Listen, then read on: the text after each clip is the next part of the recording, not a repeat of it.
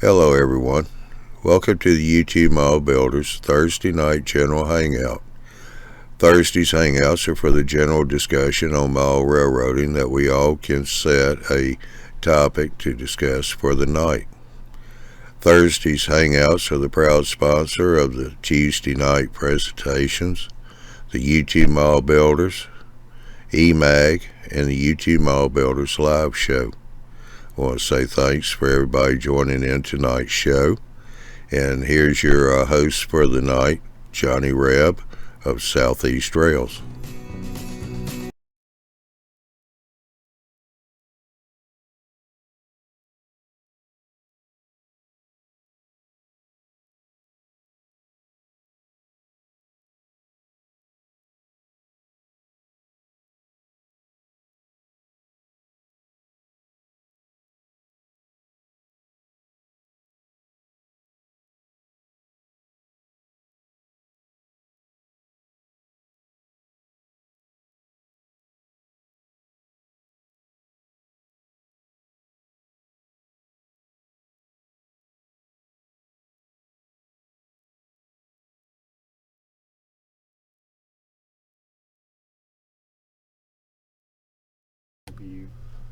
Let me go.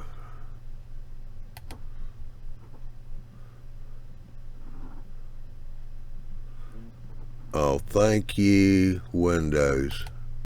I've got to go reset all this stuff. Damn. OBS settings.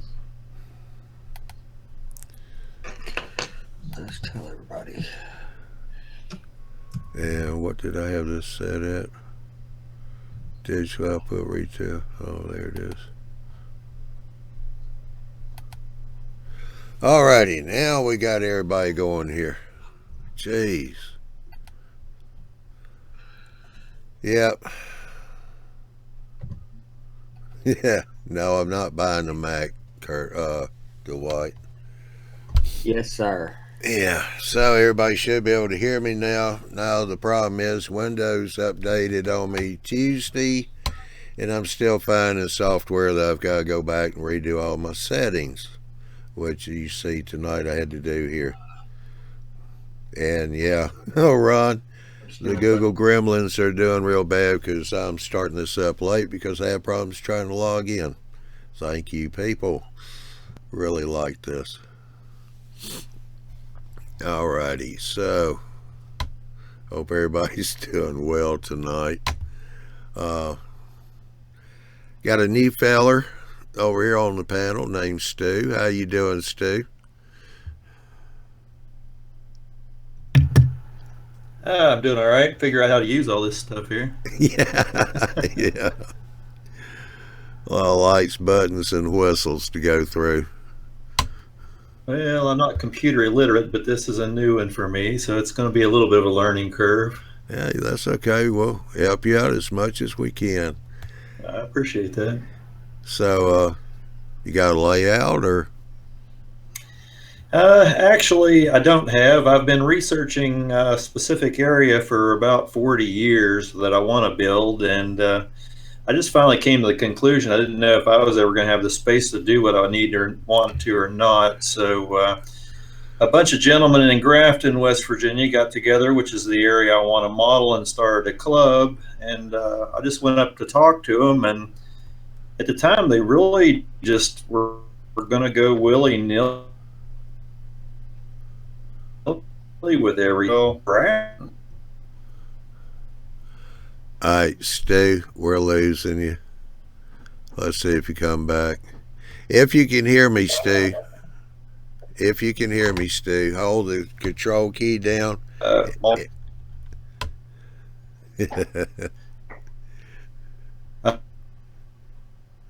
right, if you can hear me, Stu, hold the control key down and then push the R key. That'll refresh.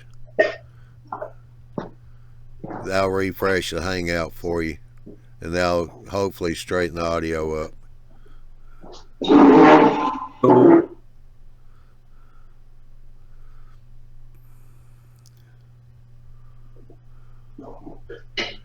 All right. Hey, James, are you the Baltimore in Ohio? No, sir. our yard was minutes.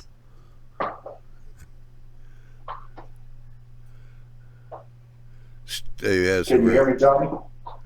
Yeah, I knew. Okay, that was Stu. He just dropped out. Okay.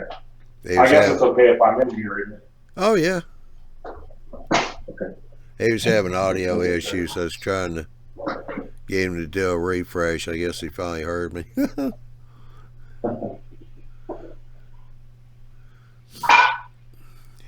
Changed the camera position and everything. Yep.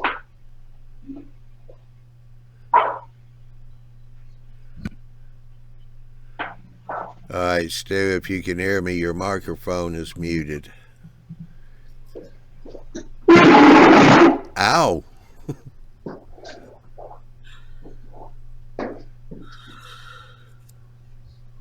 You back with us, Stu?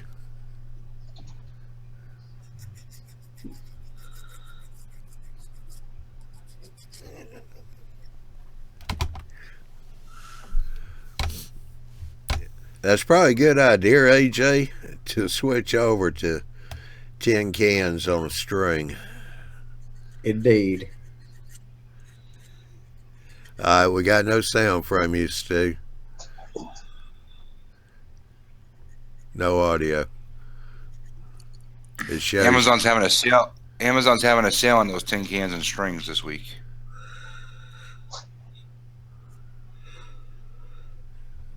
How you doing, Chris?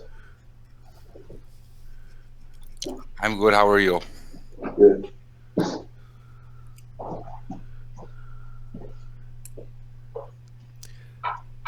Go back up, Stu, to your, yeah. Go back up to the top right of your screen. You'll see a gear up there. Click on that and check your settings for the microphone. Even if it shows the right microphone, just click it again and then hit done. Make sure it's got it.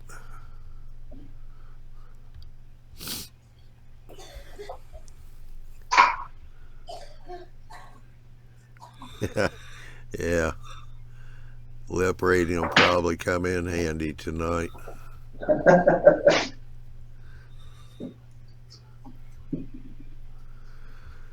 Oh, yeah.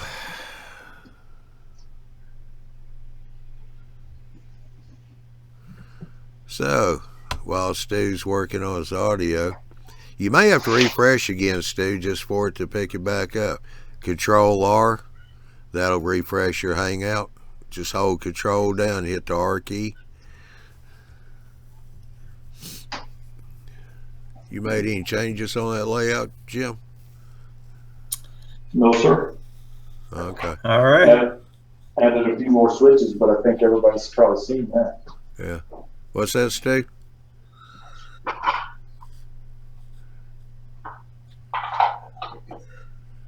Okay.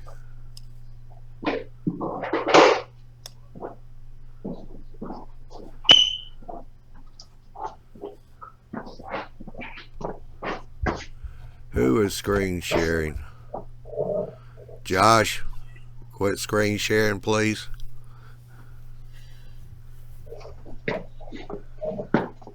Thank you.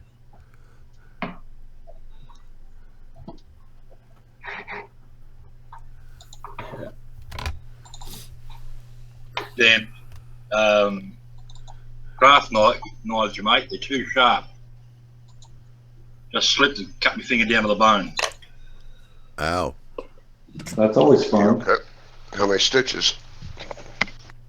Oh, hopefully won't need any. Put a band-aid on it with a bit of pressure. Liquid nails will work. Well, no, first you got to put rubbing alcohol on it and then liquid nail. No, first you got to drink the rubbing alcohol. Super glue, boys. Super glue. Little electrical tape. That's old Yeah, school. liquid nails would probably burn. I just wanted to see if he was going to do it. On live TV. Come on. I double dog dare you. No, we're not getting into that tonight. I got Okay, enough now we got problems two already. stews. I got enough problems already. Oh, we're just kidding. Yeah. That's what Cook said No, at the really. Waffle House.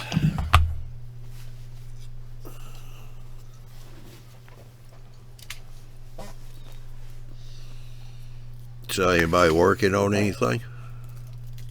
Trying to clean up some white metal parts. They always go so rough with so many seams on it. Pretty nice kit with a lot of really nice parts in it, but boy, I'll spend more time cleaning up the detail parts than than the rest of the build. So what do you wash yours in after you get them cleaned up? Soapy water. Alcohol it works pretty good too, especially since with this one I'm going to have to use enamel paints. This is for a 1920 gas station, so I need a gloss paint.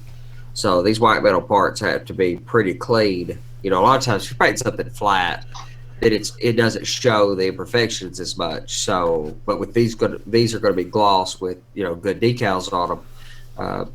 Then they'll be shiny and they'll show all the imperfections. So they have to be pretty. With the enamel paints, they have to be pretty well close to right. So I'll probably wash them in denatured alcohol and then take some enamel to them. Because I got about 20, maybe 25 different pieces like that as far as the metal. Yeah, I've always been a big fan of white metal. A lot of people are not as much, and I like white metal because I can clean them up much more easily than a lot of the styrene parts that sometimes are deformed and hard to straighten up. But I mean, there's no perfect medium. Some things are better in white metal, some 3D printed, some whatever. There's different mediums and there's advantages to each. But for these particular parts, you wouldn't really want them in styrene or it's a wood kit, but you wouldn't want them in wood because they're like they're side posts for the gas station with those hanging pieces. Get the little water spout and such down here. They're they're fairly nice detail parts. I've got some gas pumps that came with it too, although I likely won't use them because they're solid white metal parts. Instead, I will probably get some 3D printed pumps that have the gravity feed on them, or I may get one 3D printed because some of those are really nice that have the clear globe. Right. Sit on the side and put one of the 50s era electric pumps up front. I'm not sure.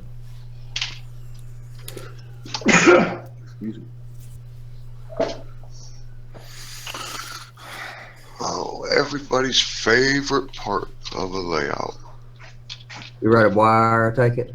No, sanding the cork. I'll tell you how you eliminate that problem. You just don't put any cork on your layout. I don't have any cork, so. But Homosode is no more pleasant to work with. Actually, it's quite a bit more unpleasant to work with. I see people using that all the time, and it's like, man, how do you guys get it to move like that, Homosode? Or cork? Yeah, they cut theirs in half, half-inch strips, and stack them side by side.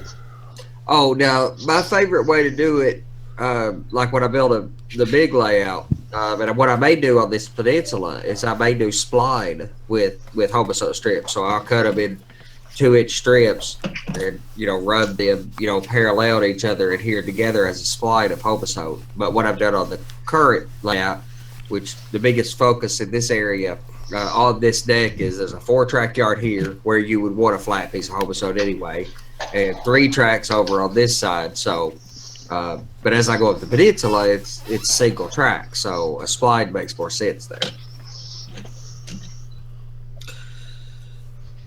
But I like Homosode. It's not the most pleasant to work with, but I like it really well. Like I said before, I did a lot of unique things building this layout. Homosode is the one thing that I have carried on for many, many years without change. I mean, it just works so good, and for head laid track, it's a godsend, and I haven't found a great substitute for it. Now, granted, the way I'm doing my head laid track these days with and glued rail as opposed to spiked rail, it's really not that big a deal. I don't need to spike into it, so I can get away from Homosote. But Homosote has such good sound deadening properties. I mean, that's what it's for. That's what they sell it for. Movie theaters, professional and home movie theaters, and music studios, stuff like that. They put it on the wall for sound deadening, and in apartments between floors, they put it. It's a sound deadening material, so it's perfect for exactly what we want it for. I like my cork. And cork works. I don't have anything bad to say about cork. We're talking about an argument of the better, what's better of these better things. They're all sound deadening. Corks work for a long time. My one buddy, he takes. I told him about this stuff right here, that insulation panels. Yeah. 2 foot by 4 foot pieces. That's what I'm using my road for, because it's the same thickness as cork. Yeah. And he puts it up underneath his plywood. Yeah. Because each little section and glues it. And you can't hear his train nowhere in his layout. I keep telling him, man, you got to get on a channel and let people see this layout. See, we're all always so picky about them being dead silent, but they don't have to be dead silent anymore. I mean, we have DCC sound and ambient sound and all these sound effects that it's not totally necessary to be absolutely dead quiet. Actually, you can't get it absolutely dead quiet. It's not as critical as it once was to have them dead silent. So, but now track directly on plywood, or in my opinion, track directly on extruded foam, pink foam, blue foam, that's quite loud. So anything really, black insulation board, that's dirt cheap. That's a really good way to get a relatively, quiet. Ralph Renzetti from here in our group has uses a material that's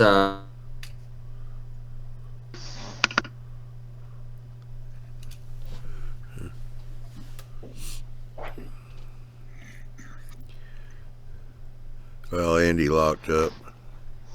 I was gonna say, well, what kind does he use? Google at its best. Yeah, Oh, my Stu's goodness. Structures. That's the one's the B&O in here twice. He just posted in a comment that he tried to get back in and reboot it, and it still won't let him. Now he's in here twice. It won't let him in at all.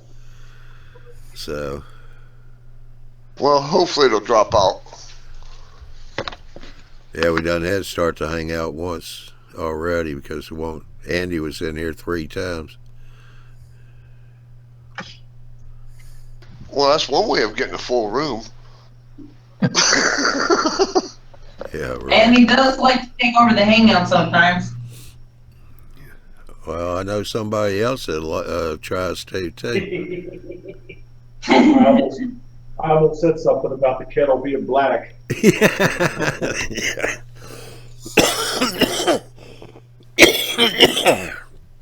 Well, I It's a tell you big what, boulder, you Stu. just do that I tell glass you what, house. Stu. If it's not too late for you, after the show, somebody will start up a after show hangout. It'll be posted where you see the post for the show.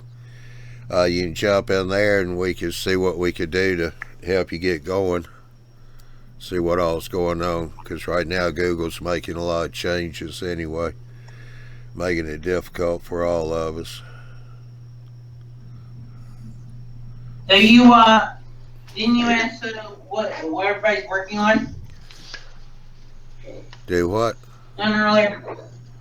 You asked what everybody's working on earlier. I was gonna say I've been working on I just finished up today or yesterday.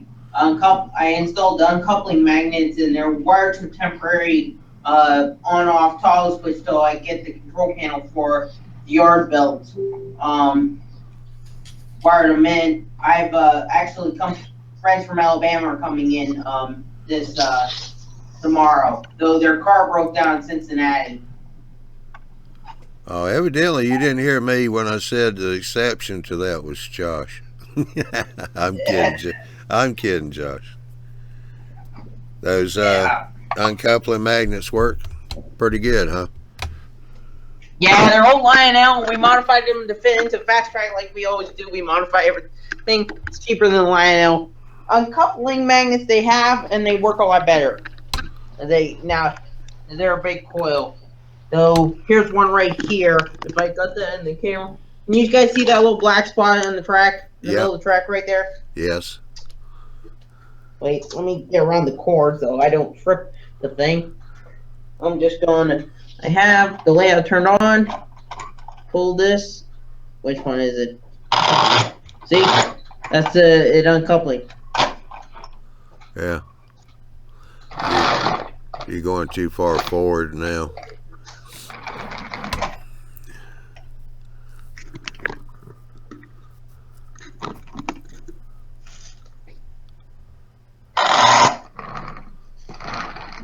And that's how it works. It's just a coil. Goes out of old Lionel one, like this one right back here. That's just how it came. So, yeah, it's on a temporary control panel I built. These are momentary toggle switches. They will be like this one. They'll be just regular push buttons, each individual. These are and there's temporary wires right under here. Yeah. And then I also weathered this piece to track up. Josh, quit moving that camera so fast. You're making everybody sick. Okay. I also weathered this piece of track up to make it look like it's old rusty going to the scrapyard. Put some weight on this flat car. I ran out of lead. Hey, put your camera back on that car so we can get a look at it. You keep moving around. Sorry. Okay, that's not bad looking. No. Yeah. Yeah. Yeah. Though I gotta get ready, clean up tonight, because they are going to rent a car and come the rest of the way, because their car broke down in Cincinnati today. They're coming up from Alabama. I've kind of like found actually it's a best friend of my dad that's coming up, and they broke down in Cincinnati.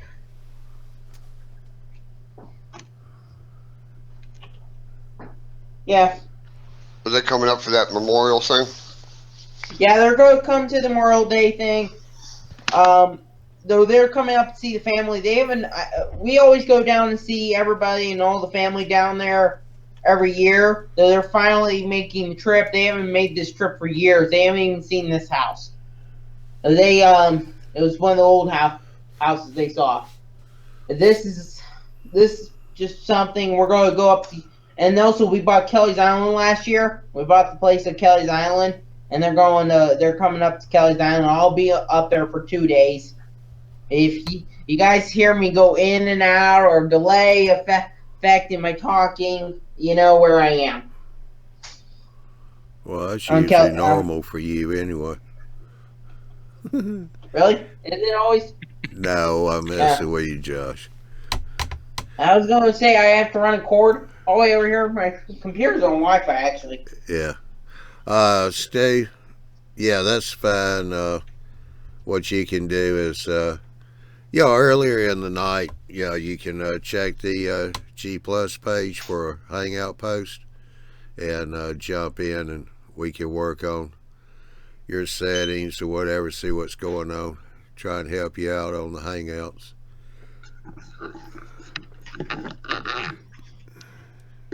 I also had a relay go bad today. So, that's my first one. I have a bunch of extras. My stomach's gone bad just watching you move the camera around. Yeah. Okay, Lee. Isn't right? That's Lee somewhere. Well, that's right? a good. Then that's Lee. Well, that's one way of using the 1, 2, 3 block, Lee, is to hold your brush. I was going to tell Josh he should pick himself up some aluminum magnets. They work better. Yeah. Did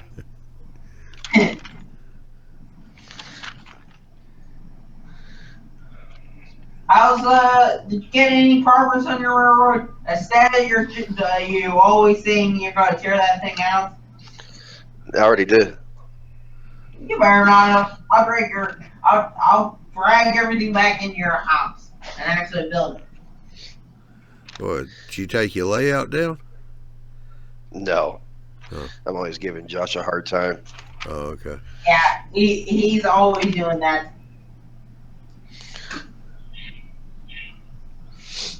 You know, I actually was thinking about you a couple days ago, Lee. Huh? I was thinking about you a couple days ago, Lee. I'm married. There.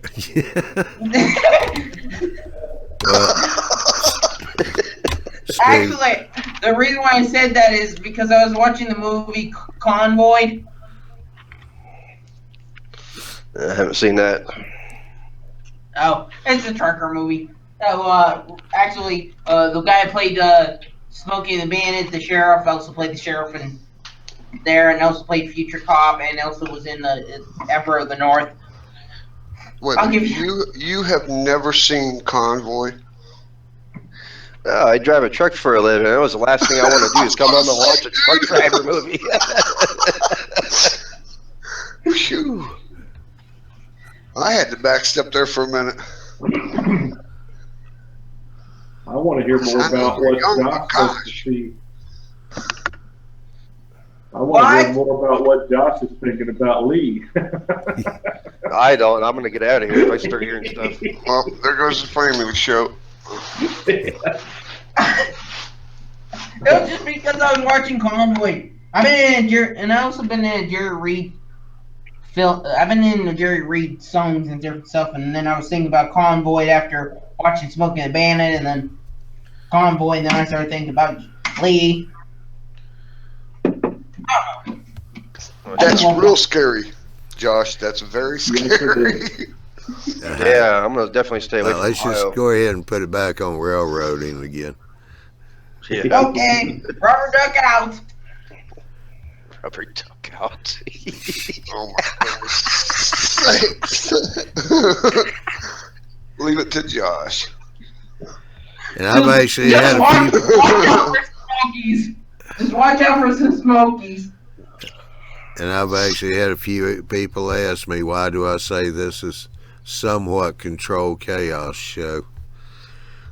Yeah. Well, what did AJ call us? Oh. Johnny somewhat is understated. Johnny Rebels. Now let me run back up here and see. Well, I can explain to you what I'm doing on this part right here. I do know what I'm doing with this area. Just as long as you're not thinking about me. Yeah, here it is. No, what this is, excuse me, I am trying to fight a cold tree pollen and ragweed, and it's winning. This right here is just going to be scenery. This is my main line in the back. Here, I'll come up to you guys. How you doing? This is going to be my main line.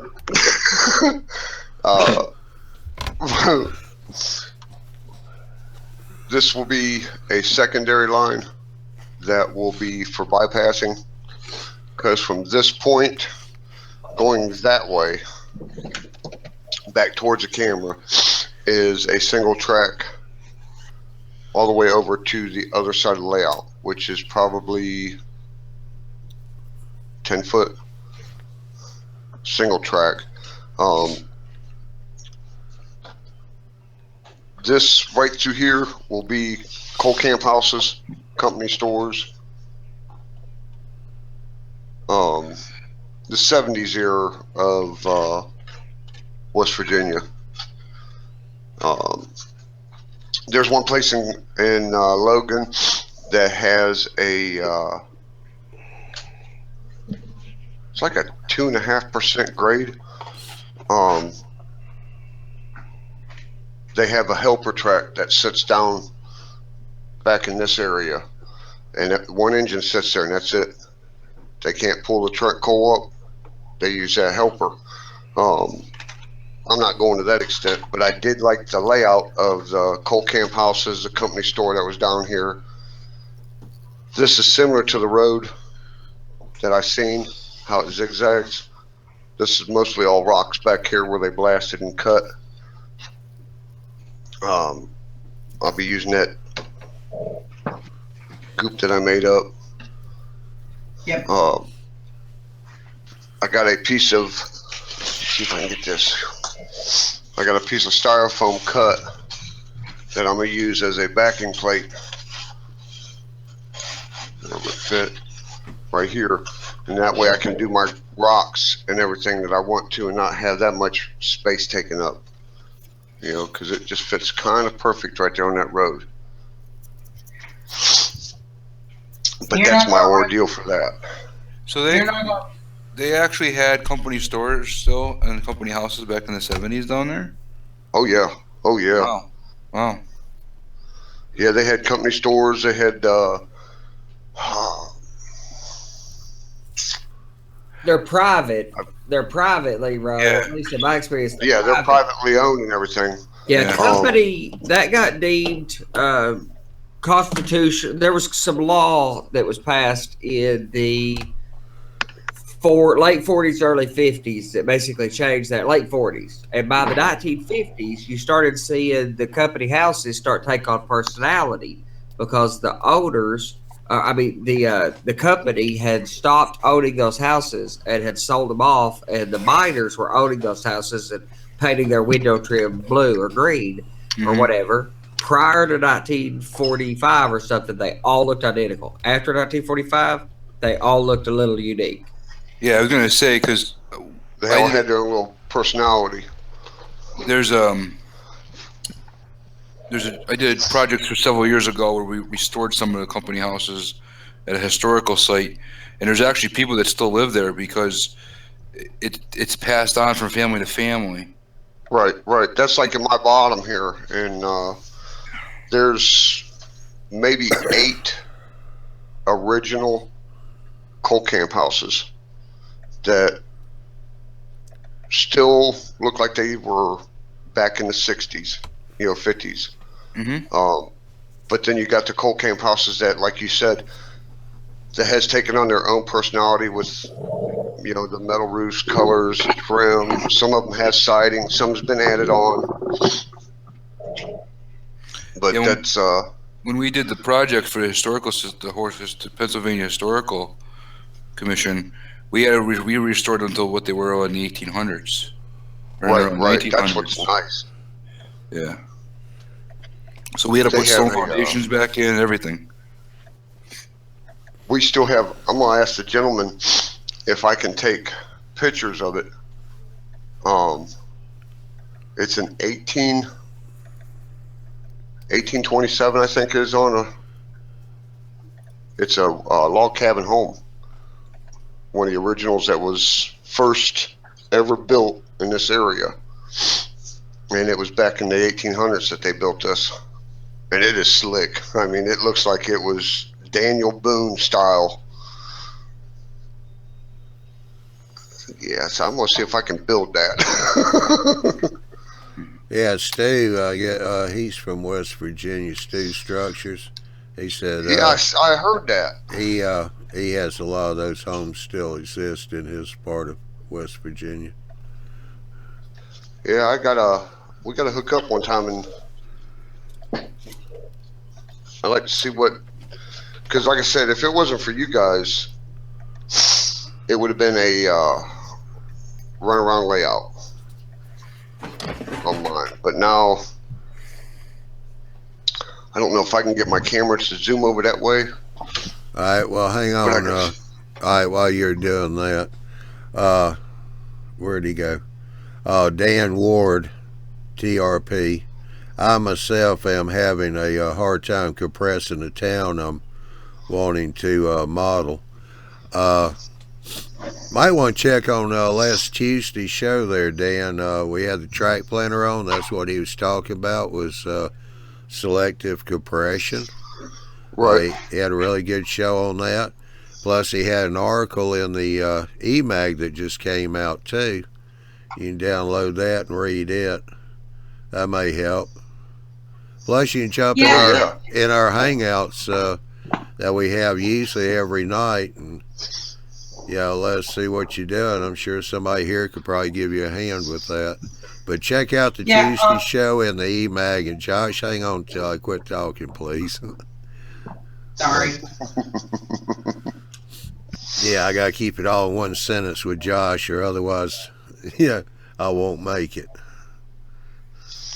But when it comes off of the, see, right here is where from where the camera's setting to here is roughly 12 feet. And it's 1.7% grade. Maybe lower than that. But once it leaves here, I'm going to use that insulation board, and this is going to be the yard area for stacking all my coal cars for loadouts and everything like that. On that side of the room is where the mining and everything is going to be. That's a marshalling yard. Right. Thank you. I could not think of that word. Yep. Scott, I put that link to that place I was telling you about in the chat so that you could maybe poke around there and get some inspiration. I know it's Pennsylvania, not Virginia, but still, I mean, it's still the same. Same thing. Cool area. Yeah, because the movie Molly Maguire's was actually shot there. Oh yeah. It's called Eckley's Miners Village. So check it out. It's like doing a layout of West Virginia, Kentucky, Ohio, and Pennsylvania down in this area. I hate to say it, but it's not almost 80% trees and mountains. Oh gosh, if not more. I've spent so much time, and like I've said to other people who argue with me about puffball trees or other types, that's fine. I don't have anything against that for certain layouts, especially if it has a high viewing angle. But for our layouts, the signature scenic element is trees. Exactly. So if they're not halfway decent, also there's a lot of quantity. But if they're not halfway decent, you're losing that key quality that makes it what it is. Right, that quality of being able to look at it and say, "Wow, if I didn't know different, that was real." That's what everybody's going for. Well, that's what I'm trying to get. Semi-photorealistic, and that's not an easy. Oh no. Well, as y'all know, this is already a crazy night to start with, but since y'all been talking about the company stores and company houses and the mining, Dwight is over here being Tennessee Ernie Ford saying, "I owe my soul to the company store." I love that song. That's why it was deemed unconstitutional, but it's not about, for us modelers that model period eras, it's not about the judgments as to what was right or wrong. I listened to a really good, or either a podcast or maybe I read an article about somebody modeling the 50s and having to model questionable racial relations stuff in these areas. It's not, it's not about judging what's right or wrong about that. It's about modeling what was really there. And as unfortunate as it was that those guys were basically slaves to the mine camps, they were. But that, if you're going to model it accurately, that's how you have. That's what you do. Yep, exactly. I think you're more or less preserving history within your layout. I mean, that's what, to me, that's like one of the biggest assets of model railroading. I agree with you 100% on that. Is the history preservation. Yeah. I mean, like you're talking about times, Civil War, all the way up to now. And we had two world wars in that time period. You had the Korean War, the Vietnam War. There's a ton of stuff that happened, and it's really more about the history than anything. Yep. So you got to model those things accurately. Not the Civil War was an awesome event, not at all. Quite the contrary. No. Yes. But modeling is still doing it a great service to show how it was done. I mean, what I love about the era and location that I model this Appalachian region in that period is that it wasn't easy for anybody. There was nobody, and what I'm doing is recreating the railroad man's experience here. But it was not an easy life. You didn't get in an air-conditioned cab and work 8 hours. No, you got in behind a firebox and you worked for 16 hours, running, machines that were not sophisticated in any way. There was no computer control. You're outside behind a firebox working 16-hour days, getting way more weight than you should have to over way too steep of a grade with less power than you should have to. It's a challenge. It was a challenge for those men. Right. Yeah, I do have one question for Hillbilly. Are you planning on running helpers? Not really, because around here you'll see, the CSX track that runs out in front of my house, you'll see 50 to 100 cars on it. Okay. I personally don't plan on running more than 15 to 20 cars. What's your realistic? era? What era? It's the 70s. Okay. It's the 70s, early 70s. Hey, I want to jump in here a second. Also, Steve, I put my email over in the chat there. Give me an email, and sometime tomorrow or maybe this weekend, let me know what time we can get together, spin up a hangout, see if we can't get you going a lot better. All right, back to y'all. Yeah, Johnny, if you can, when he sets up gets a hold of you, you got my email. Give it to him, because we're in the same district. All three of us, me, Andy, and him, are right here. I mean, yeah. I'm 30 minutes from Andy. I don't know. I might be an hour from him. Oh, you got my condolences. I was gonna say. And you know what's weird is, I go down to Kentucky quite a lot. Well, I'm a little further. I'm sorry. Hope it doesn't hurt. But I'm in Andy's neck of the woods probably twice, maybe 3 times a month. That's my hometown. I live a little further away because of work, because of where I work. I live, a few hours from you. My hometown is very close to you, like you're saying, but you're getting back to my hometown a lot more often than I am. But yeah, I just Stu said a couple of hours, so I don't know. I'm in Maine, West Virginia. I'm not sure. I'd have to get Google Map out for that. So, also for 2 different comments before, with the trees thing, you're supposed to be looking up thing, because railroads, if they didn't have to go over the mountains, they would build down below in the hollers or the valleys, whichever you want to call it. You would go up. You're looking up the mountain. The industries were at the bottom, and railroad. Yeah, it depending on how big. It just shows that every decision you make on your layout ties to every other decision. So the era you model, the scale you model, but when it comes to trees, one of the most critical things about it is how tall is your layout? What's your layout height? Because if you're modeling a layout down here, puffballs work, especially for background trees, no problem. It's with the layouts up here that puffballs fall down completely. Yep. Andy? Sorry. So I was going to also say about the town, depending more you want velocity, model what the railroad had to do with it, and then the town could be on a building flap. You can have a full size town if it's your main town. Though mainly you mainly just want the town buildings being on the backdrop, or in front, cut in half so you can look into detail. Not taking you want the industries, anything that doesn't deal with the railroad. Andy, I got a comment up here for you. Jim Watson.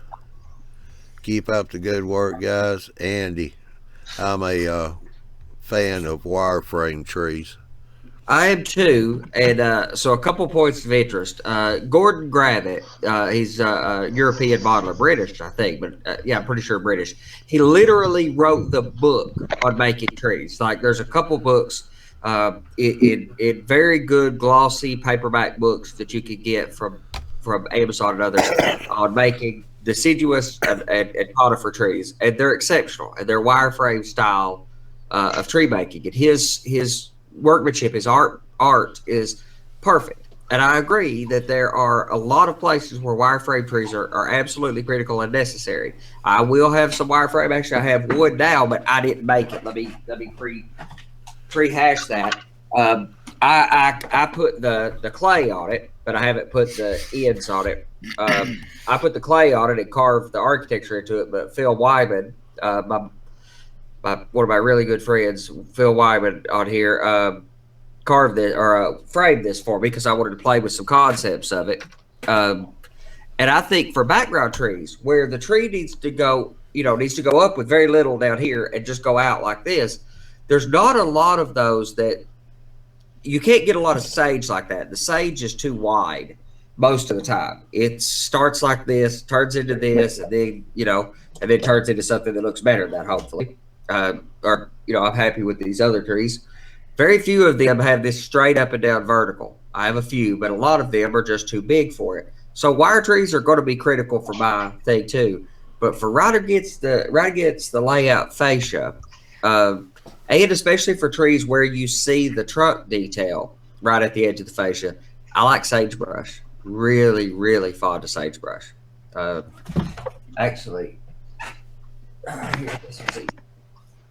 I always show this one tree because it's so easy to get to. But I mean, the bark architecture that you get, I mean, it's just pretty hard to argue with. I can't get it to where you can get some light on it.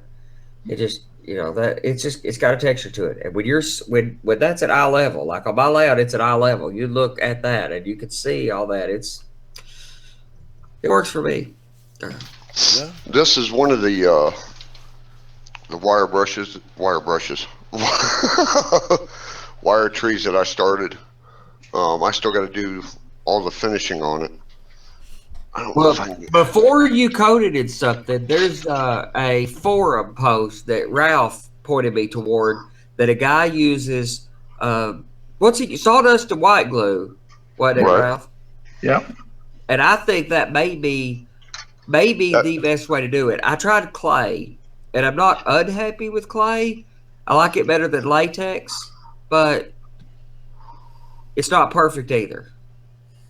Yes, I'm looking good there. I've been waiting because I seen that video on the sawdust and white glue, and they did come out outstanding, phenomenal. Right. Yeah, phenomenal. There's some great techniques out there that can get, and wire trees, if you're going to have a layout like mine or yours, or like Stu comment in the chat about this as well, if you're going to model that Appalachian region, trees are so critical that wire trees have got to be a part of your arsenal, in my opinion. And super trees, or background trees, they're great. But sagebrush is a good one too. If you mix them, I like mixed mediums. Stu mentioned the using the sedum and spirea. Now, spirea, I really like the spirea. That's a exceptional medium for midfield trees. But and I use sedum trees too, but just as background. I mean, now you can go out and I don't remember where I put them. Well, Scott, Big Bill wants to know, is your railroad going to be operational? Yes. That's why I changed everything. Like I said, it was the way I was headed with it. It was more looking like a continuous run. You know what I'm saying? Getting in with you guys and listening to it, it's like, okay. If I have buddies over, we're not just going to sit around and drink coffee and watch trains. We want to work them. So that's why I went with removing the helix into the other room, which gave me more real estate to do what I need to do for operational. I mean, the helix is going to be a major part of getting industry material from this level to this level. This level down here is where my gravel company is going to be, is down in here where this open hole is. I'm raising it. That's why I didn't fill it. I'm going to put foam in it. But it is going to be operational to where 2, maybe 3 men will be able to spend a couple hours the way I got it in my head. Well, God your help us. layouts, it's a lot about moving coal too, much like my layout, right? And mine. Well, it's going to be moving coal, moving gravel because of blasting in this area. They use a lot of trucks for hauling the blasting material, the stones and everything. Sure. I will be too, but I am going to incorporate the gondoliers into the gravel area of the layout. That way it gives that industry, who's ever running that industry, more opportunity for moving gondoliers and making sure that the gravel concrete company has what they need. You know, it all works together. Another real interesting way to do gravel on a reasonably modern era layout, like the 70s and up, because a lot of gravel by the 70s was shipped by truck, but ballast was very explicitly shipped by rail. It's incredibly interesting. They used old hoppers, a lot of times old beat up hoppers in bright orange for the CSX, for example, and I think it maybe the NS might have been bright orange, but they had that ballast hoppers were really, really unique. And that gives you a real unique train and unique operation to run on your layout if you modeled the, loading ballast trains. Right. And about 3 weeks ago, they come up to here, and I was at the doctor's, and they had the ballast crew up here. There was like 6 cars. And they had the gravel machine, the conveyor belt feeding it from one hopper to the other. My buddy Teddy said it was the most unique thing he ever seen. He was like, yeah, I had to be in the doctor's. Well, and believe it or not, Bachman, of all people, actually, I'm pretty sure it's Bachman, makes brass, what would normally be, like if you buy a brass coaling tower, like I want a brass coaling tower for the steam area, for the engine service facility by layout. That's a $250 to $400 structure. They sell brass, pre-assembled brass, beautiful crusher towers and truck loading towers and train loading towers and stuff in brass, and they're like $40. They are one of the best kept secrets in model railroading, in my opinion, are those Bachman brass structures. What? Not anymore. I know you can't. They don't make them anymore, but no, it's not a kept secret anymore. Now that you're telling everybody. Yes, you're right. The entire world. Now, very true. I forget the coverage that we have here to destroy those secrets, but look into them. They're really awesome. And by the way, Kid Patterson talked about them a couple of years ago. So the secret's out. The gig's up. Yeah. Scott got a business yes, sir. Here going for you where you make some money. What's this now? Big Bill is going to be giving you some money. For what? All right. Listen, we got a good deal going here for you. Uh-oh. All right, Big Bill.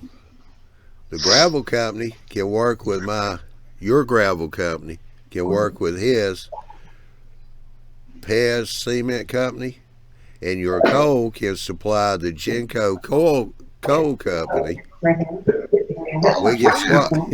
We can swap cars.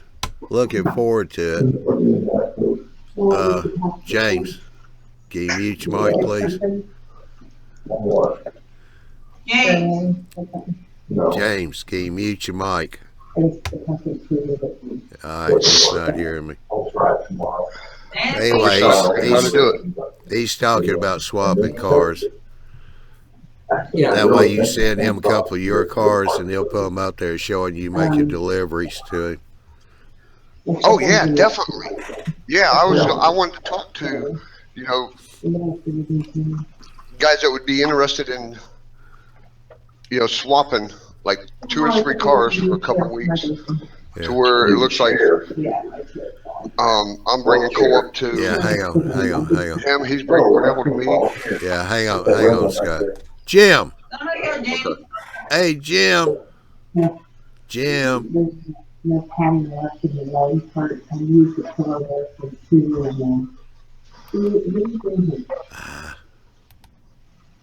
wish I could figure out how to mute people again. Yeah, I wish we did have that.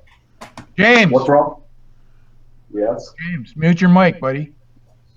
it is muted, is it not? No, we can hear you and your wife talking. I apologize. Funny that you guys mentioned that about exchanging cars. A few of us in one of the regular offline chats have been talking about getting everybody in our little community here to kind of get a database of industries and cars that we could interchange and that we could cross. So that way we didn't have to have the exact car number. We would have an index of, I have some hoppers, you have some hoppers, here's the index. So if I send car number 3 out, you know that car number 5 actually came from me. In your paperwork, it'll say that it came from Norfolk and Western, blah, blah, blah, blah. Right, yeah, exactly. With my friend, too. See, that's already been partially done by the OPSIG. The NMRA's Operational Special Interest Group has already created a database of real world, not model, but real world industries accurate for certain eras. So you could go back to 1950 or 1970 or whatever and get a list of industries across the entire country and what railroad they came on and blah, blah, blah, that you could put into your car card system. Although car cards are not really conducive for that, but switch lists from JMRI are, or the from here to there system, like what I'm going to use, is very conducive to that, having those final destinations, whether that's in California or whatever. Yeah, they also, there's a group, I forget the group's name, though. There's a bunch of labs, I think it's in Southern Ohio, that does that. A bunch of labs. So also that Kingsport, Penn Central Kingsport layout, Kingsport division, you know what it is, Andy. You know that guy's layout. So in his blog, with a friend of his that lives a long distance, they actually created paperwork so they could actually imaginary send cars between each other. Yeah. If you read his blog. So what I wanted to do was establish a way for us to do that within our community for members that wanted to participate. Yeah. Scott. Yes, sir. Yeah. Big Bill's got, he's sending a representative from the Genco Coal Company. Okay. We'll be in touch. His name is Frankie Rice Balls. Okay. Please do not turn him away. Understood? Gotcha, brother. Well, now, see, that's what I'm talking about. The community that we have, we just help each other out, on the layout, mentally, physically, everything. But why I got you guys on the line, and this is very important to me. Okay, this is my main line. I've got my 2 main lines here underneath already.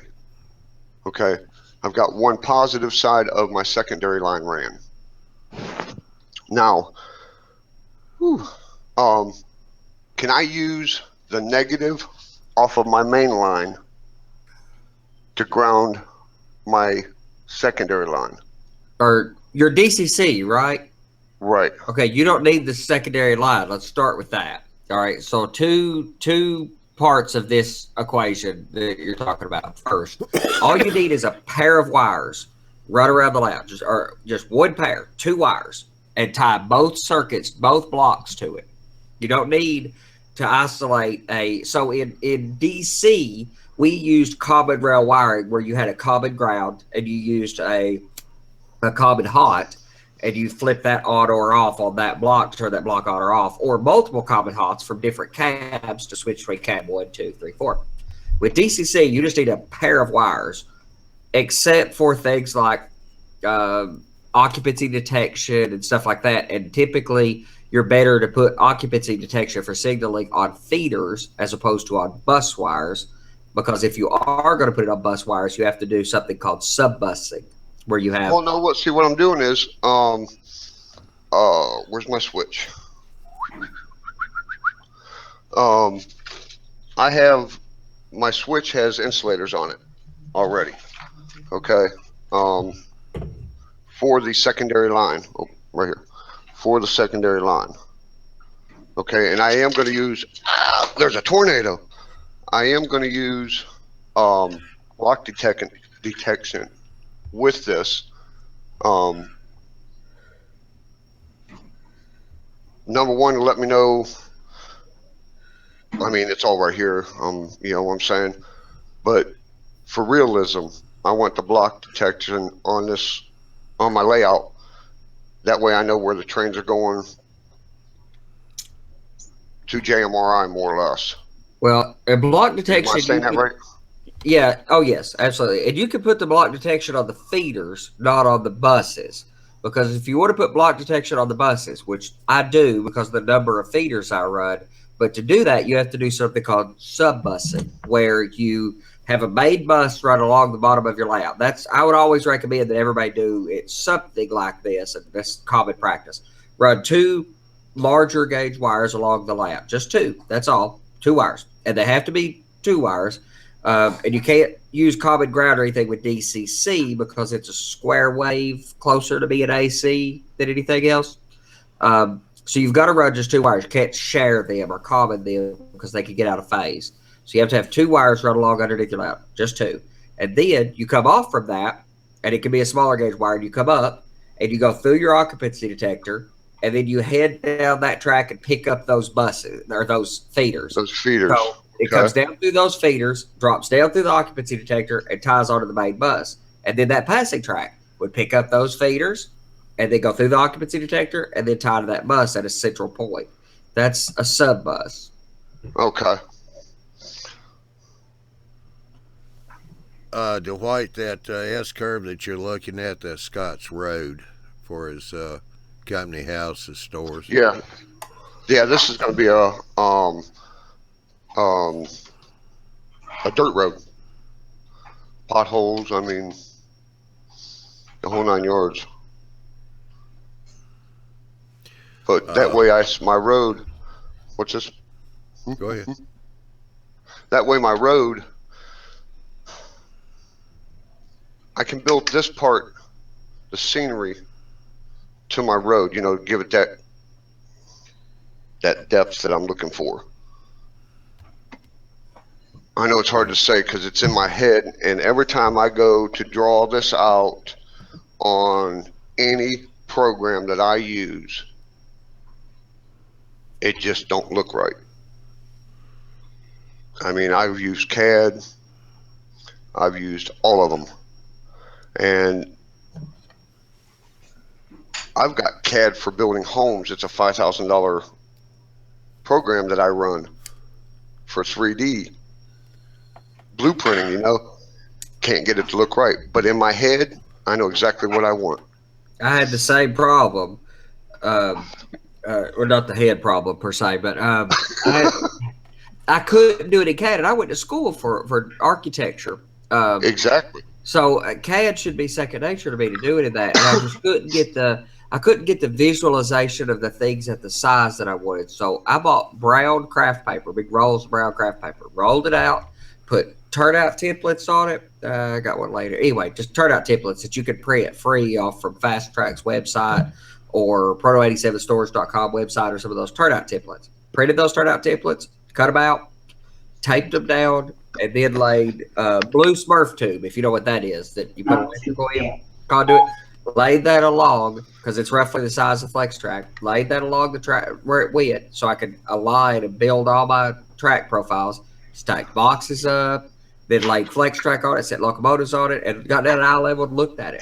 Because the only way I could plan it was real size. Exactly. And it's, it's like there's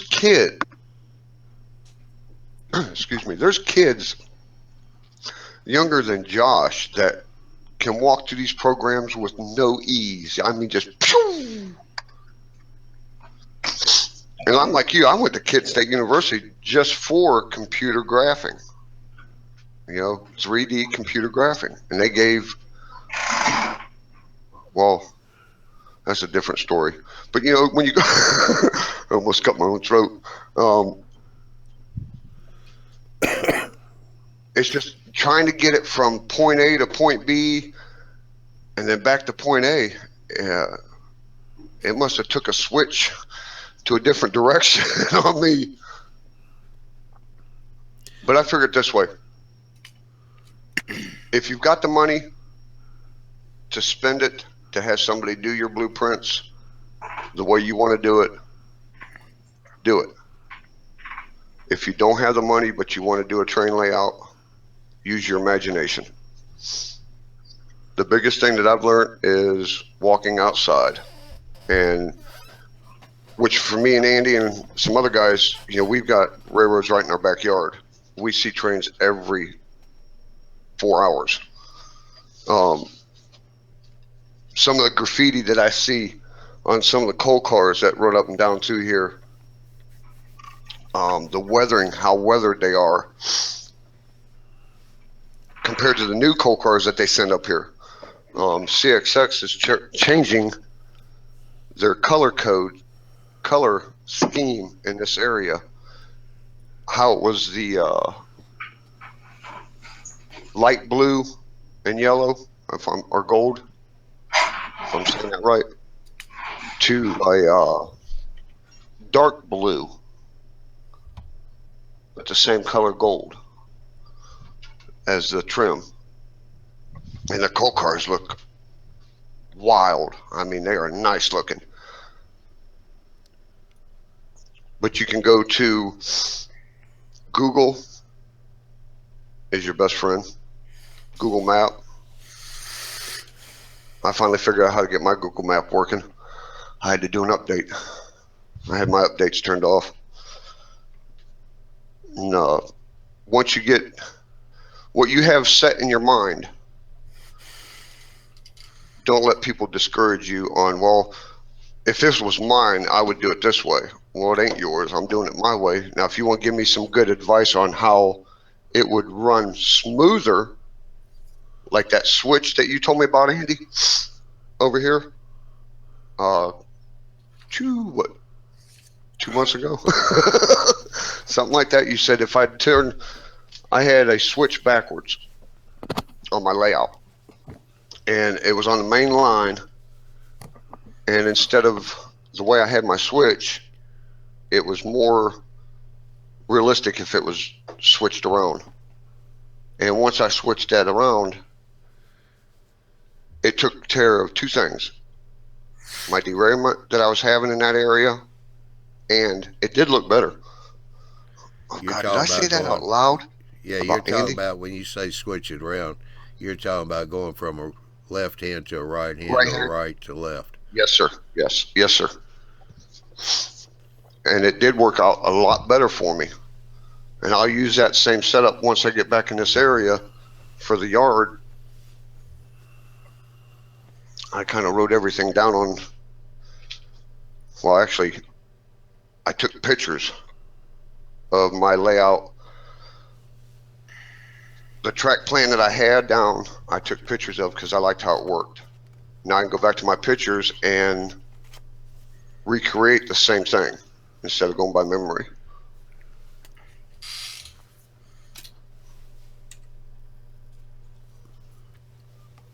Well, let's see. Well, there's a little lull here. Dan Ward, TRP, was saying earlier when y'all were talking about swapping cars, he said ship them UPS. evidently. Well, does that keep him in business? I guess. Well, we only have FedEx and UPS here, so. Yeah, well, he's also made a comment here that Trains Across America did the car swapping program. All of the videos are on YouTube. Yeah. Also, I know.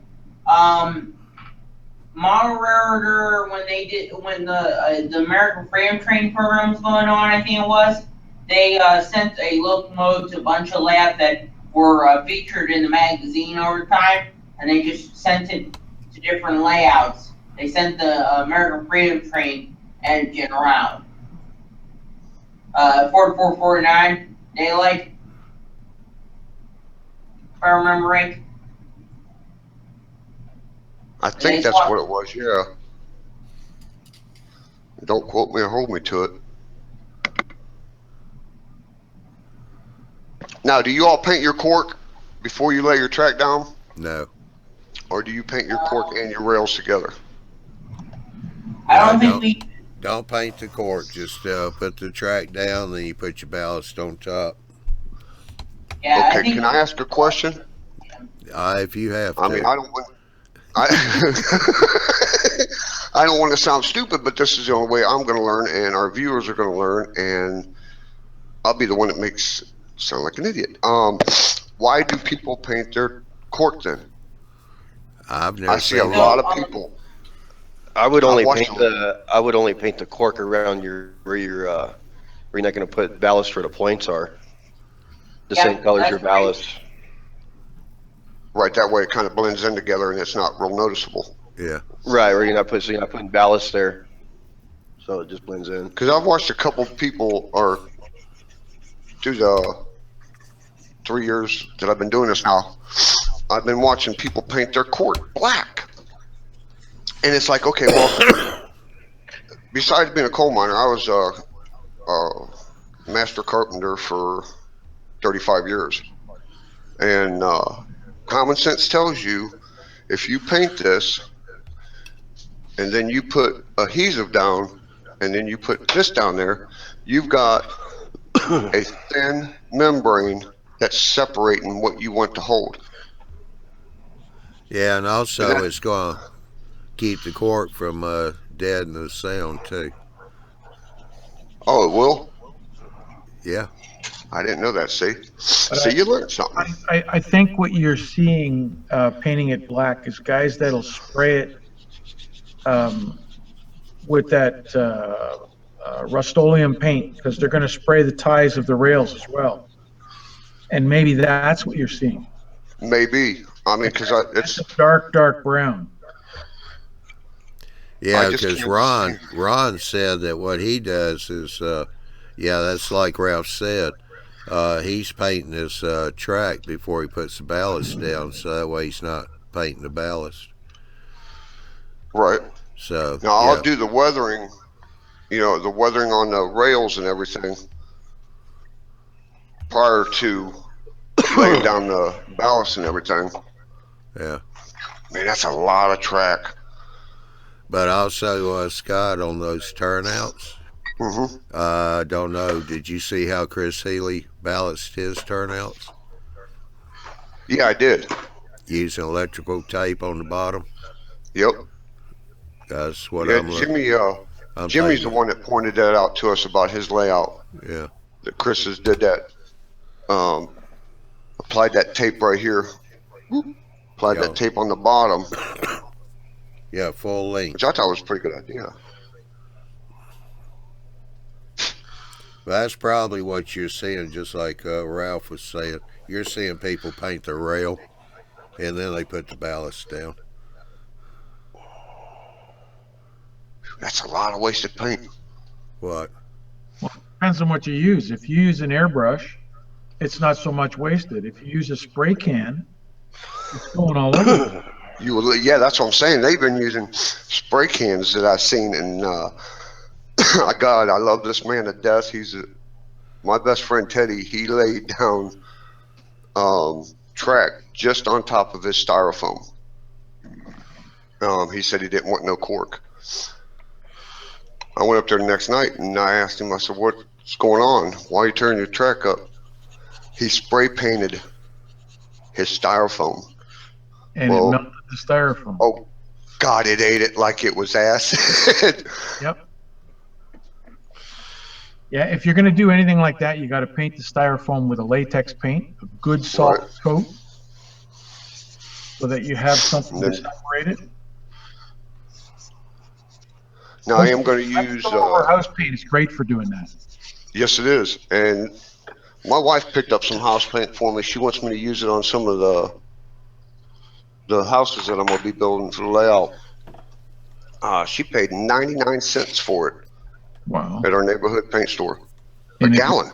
If it works, you got a bargain. If it doesn't work, it's no great loss. Exactly. You know, I figure if not, I could use it as a base coat for like when you prime all your wood. You know, use it as primer. But I still got a long way to go on this section. I'm doing section by section. The bottom section here, the track's down. It's glued down. It's wired. I've ran it for probably 3-4 months now. No derailments. It runs smooth. So these are the two sections that I'm going to be working on, finishing them.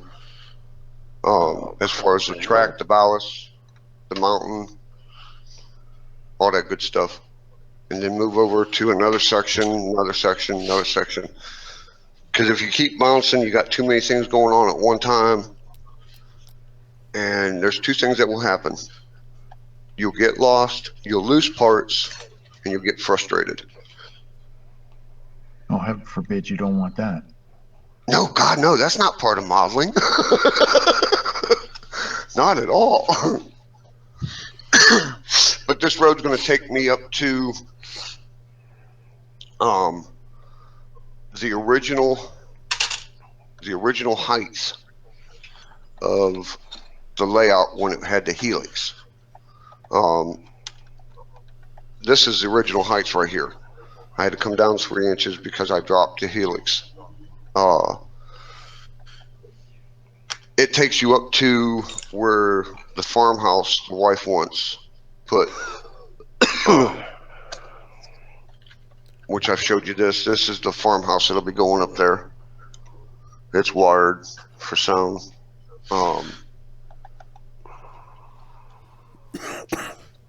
Cornfields, the ponds, everything up in that area.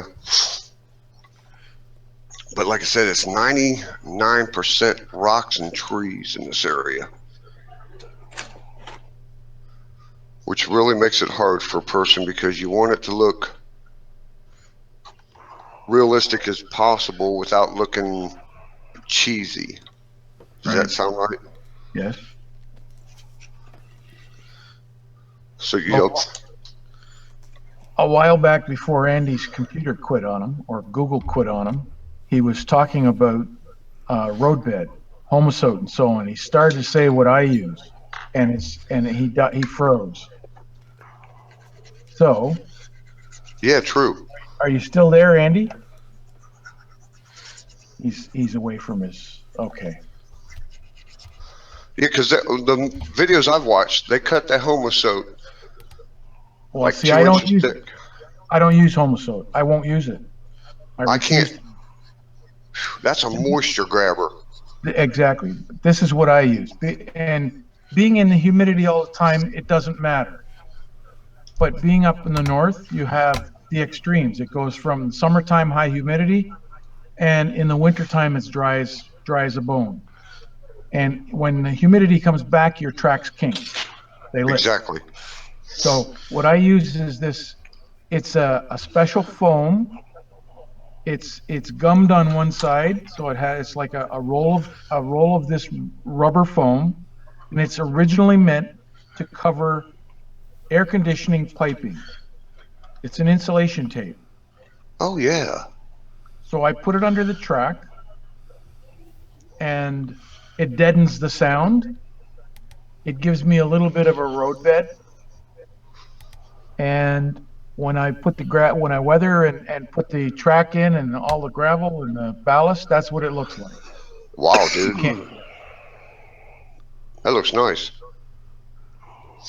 Yeah, I've got that website up right now. It's foam insulation tape, wrap tight. It's 1/8 by 2 inch by 30 feet. And Like 30 right now you can buy that it roll, for $16.89. how can you go wrong for 30 feet? No doubt. You don't use the full 2 inches. I only put it so that it's about 1/8 of an inch out on either side of the ties. And the part that I cut off, and I use that block of wood. It's got a blade on it, so that's the exact width I want. And I just roll that along the side of the roll, flat on the table, and cut off what I need. The thin strip that comes off, you can put it side by side, and it equals what's underneath the track now. Excellent. So you're getting more or less 60 feet. Yeah. For 13 or 16 bucks. And I'll tell you what, that picture that I like how that with the rails. Bring your other picture up. Yeah, there.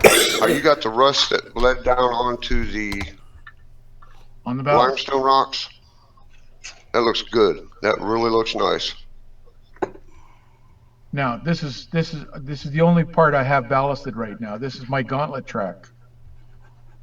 So that's actually 2 rails in the place of 1, 2 lines in the place of 1. So you can only run 1 train at a time. And I have 26 feet of it. Wow. It goes around the outside of my helix. Yeah, the nickel plates had some gaunt track, and also I think Model Builder just did a last year article about that. What they use the gauntlet track for is if you have 2 main lines and they're running over a single track bridge that was in place that they don't want to replace, they'll bring the tracks together in the place of 1 and run it across that single line bridge. Come across the other side, it opens back up again. Okay. I always thought it would be more easier just to put a switch in and an interlocking. You have to anyway have a signal,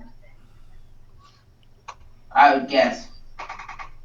There's too much involved in putting switch points in, Josh.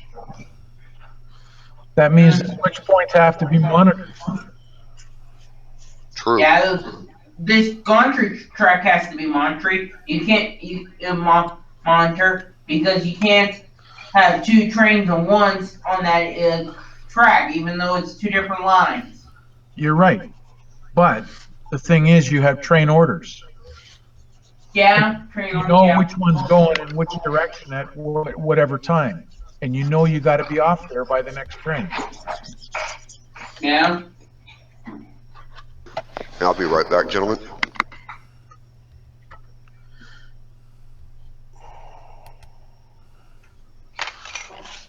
So what you working on there, Lee? That kid. Which one? The Walther's, was it the paper mill? Oh, Kit okay. bashing it.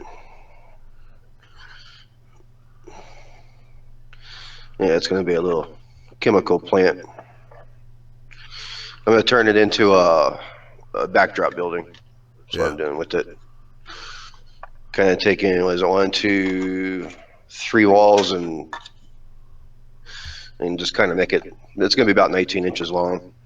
Yeah. So I think this kit is, it's about 20. So it's going to be 19 inches by the time I'm done chopping it up. Yeah. Which I'm about done because I'm glad to.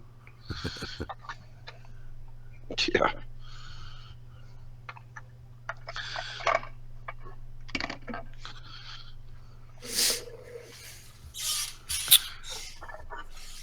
Aggravations. Wouldn't be modeling without them. Shit. I'm just making sure before I glue it together.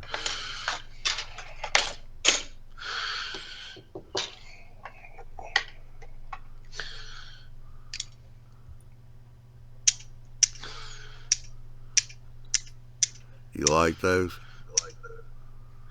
Actually, I do. They keep it pretty square while you're gluing it. Of course, 2 of them weren't good enough, so I got 4 altogether.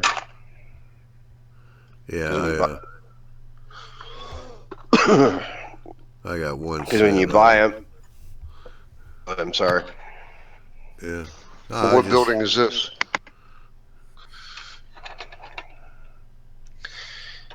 Paper mill. Walther's paper mill. The pain part of it is just getting it going the first time around here.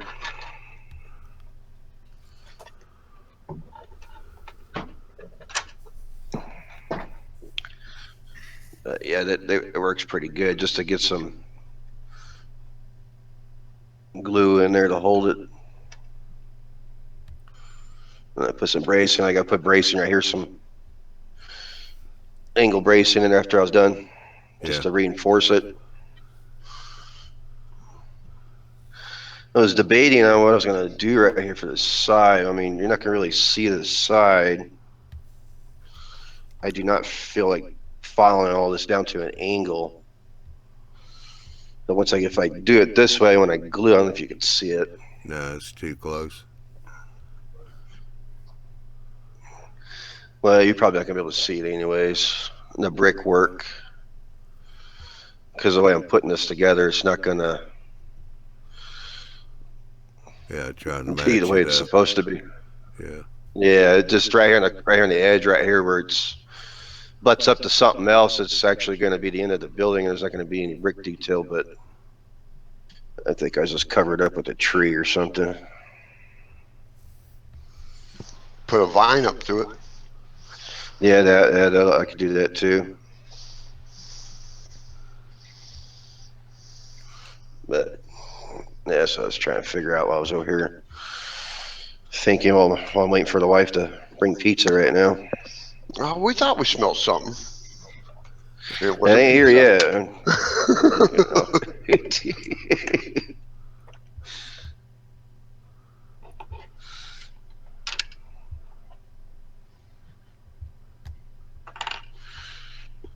Yep. So no, Josh, I didn't tear my layout up. I know you did. I know you did. I've done that too many times in my lifetime already. I'm not doing it no more. It's too expensive. Yeah, I guess. Amen.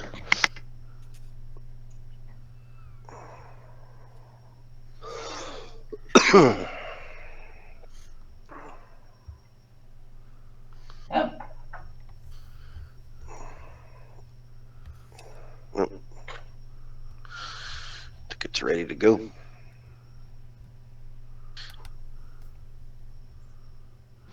I like them clips. Where'd you get those at? I bought these from Micromart. Yeah, Some of these little angle deals. Yeah. Yeah, they're magnets.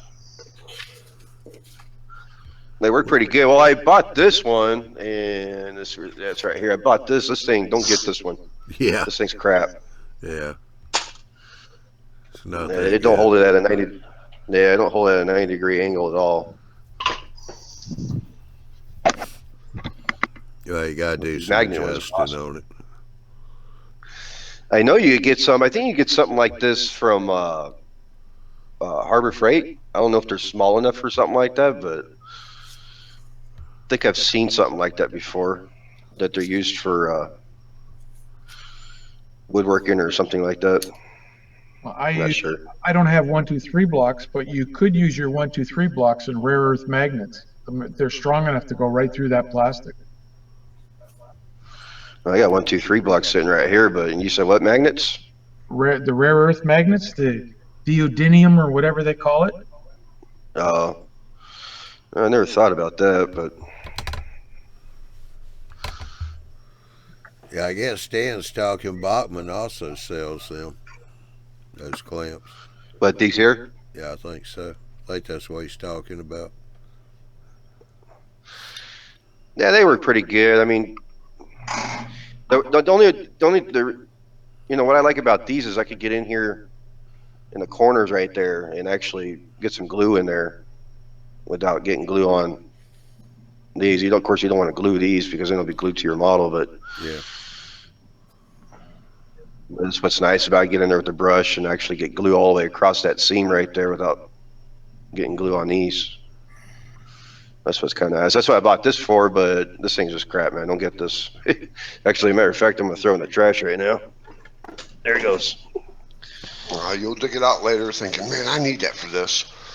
Yeah, no, I don't. I used it one time and I took it off and I looked at it and I'm like, man, that is not 90 degrees. That's more like, I don't know what the heck the angle it was, but it wasn't 90 degrees, that's for sure. Yeah.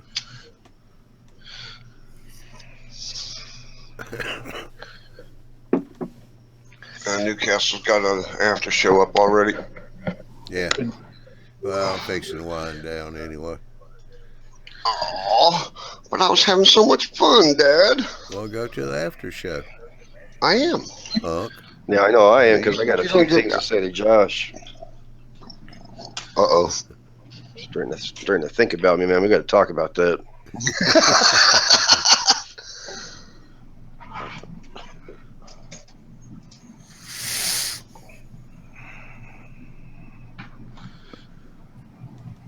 Yeah. Yeah, it sounds like he's looking forward to that. I don't know.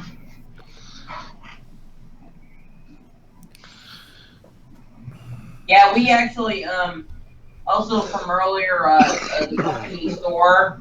We actually in one of the towns over by my grandma. They still have the company store. It's just locally owned now. It's not owned by the company or anything. It's more of it used to be the old company store. It's now like a thrift shop. It's like a bunch of different antiques and different stuff. It's more like the antiques, different stuff that they sell there. It used to be the actual company store in town. Really neat building, really neat building. Yeah.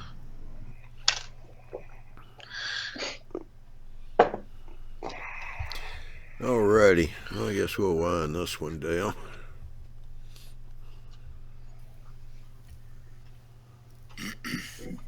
Let's see. David Knight said Harbor Freight 3-inch corner clamp, $3.99 work well also.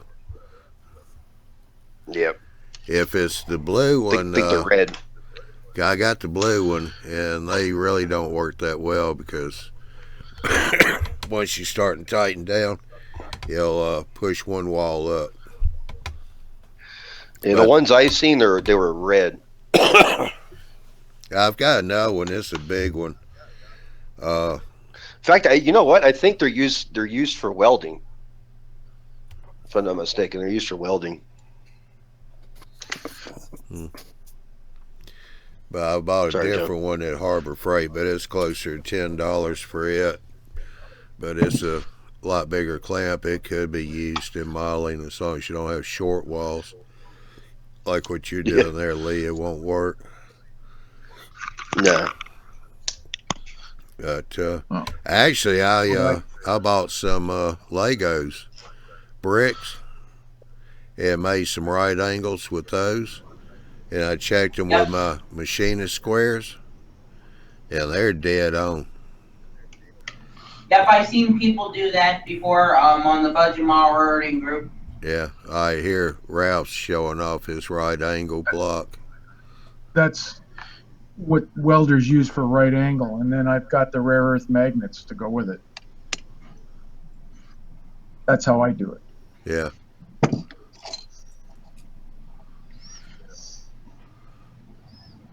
That's a 2-inch block, isn't it? 3, I think. 3, yeah, okay. I'll measure it for you. Yep, it's 3. Yeah. 3 by 3 by 3. Yeah, I got a 1 by 1 by 1. I wish. I couldn't get one when I got this. Well, Harbor Freight, I don't think has them. I ordered mine through a tool supplier local here. Seen those on Micromart. Inco. Yeah, but they cost too much. You can buy them from tool suppliers a little cheaper.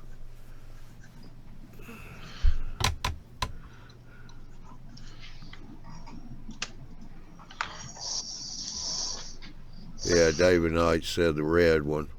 That's one he's talking about on that corner clamp. Yep. Never read.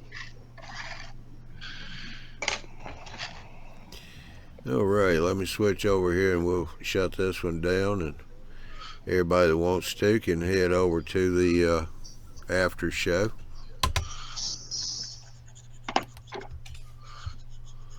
So let's see, gotta do this, gotta do that, get this to work. Alrighty, so go to YouTubeModelBuilders.com.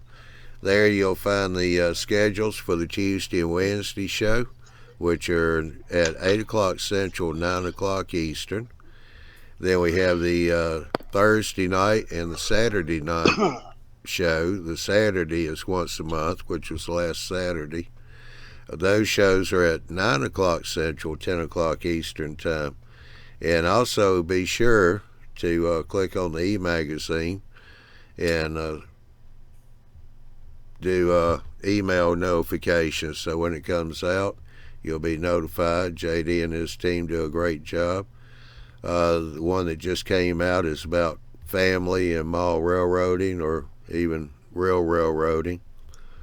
It was a good read. You need to check that one out. JD and his team do a good job on it. Excuse me. I want to say thank you to everybody out there in the chat for dropping in. Yeah, I want to thank everybody on the panel here for being here tonight. So I hope everybody has a good weekend. No more shows after this until June the 1st, and that'll be the Thursday night show next week.